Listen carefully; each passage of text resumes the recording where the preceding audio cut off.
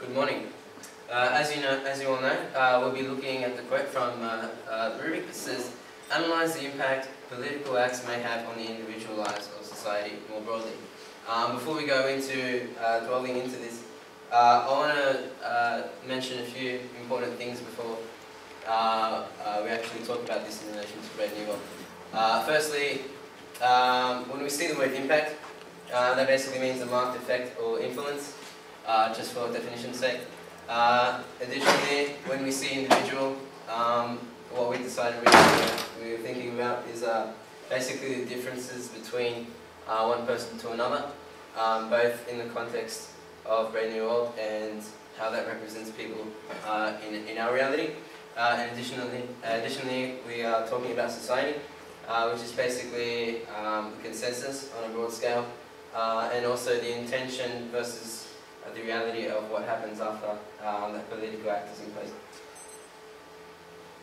Huxley's Brave New World exhibits a wide variety of characters to represent the diversity of responses to political acts, particularly by the world state.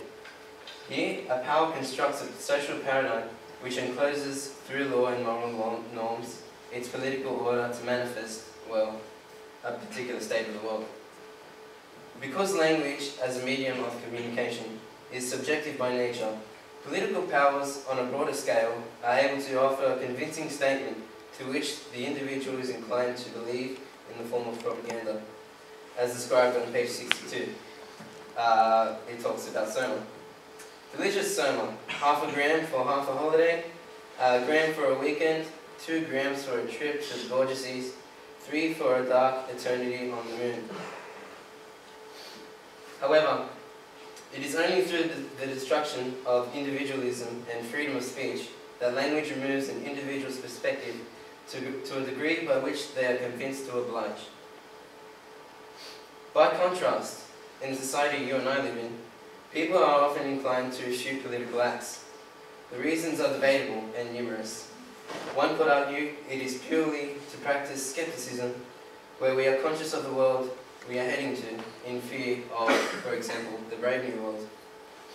Others may argue that it is purely for each political party's quest for power, but through this system, the value of the argument exceeds the value of their democratic intentions. Even yet, others may argue that political acts are just simply wrong. Perhaps this is the element missing between our society and the society of Brave New World, which suggests a unitary political power is more effective, but also an arbitrary way of thinking imposed upon society.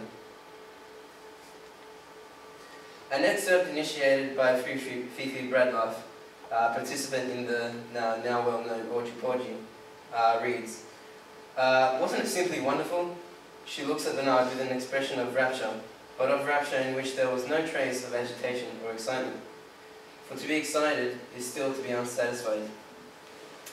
This quote describes a blunt happiness that hits with no pain. Despite the efforts by the world state to control and stabilize the society, an individual context, in this case Bernard, can be influenced by the context, which ultimately changes their identity, basically denying the power of politics. His isolation from social politics can impose a negative effect on the individual's well-being.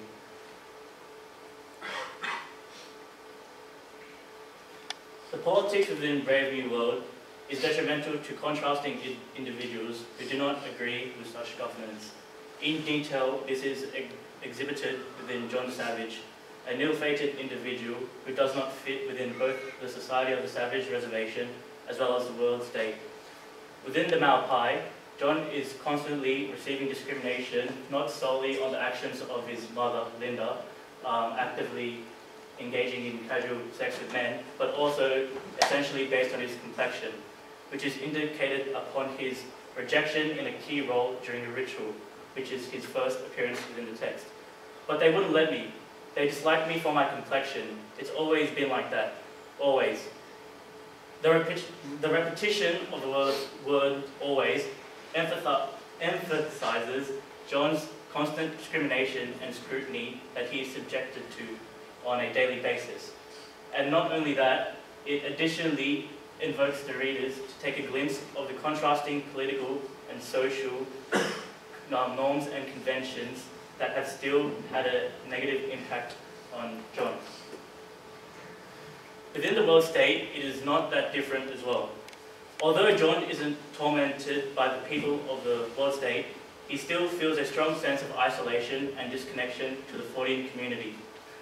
John's first intense reaction towards society was in fact his queasiness and furthermore his vomiting upon witnessing the enormous amounts of twins working in the Electrical Equipment Corporation. Additionally, as he progresses through the various key aspects and influences of the world state, his confusion and further isolation grows with.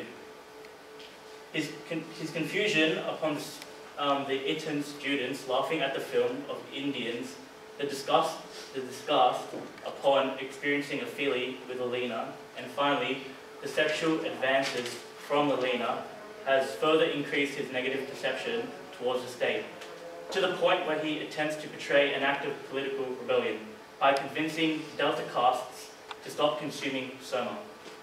Don't you want to be free and men? Don't you understand what manhood and freedom are?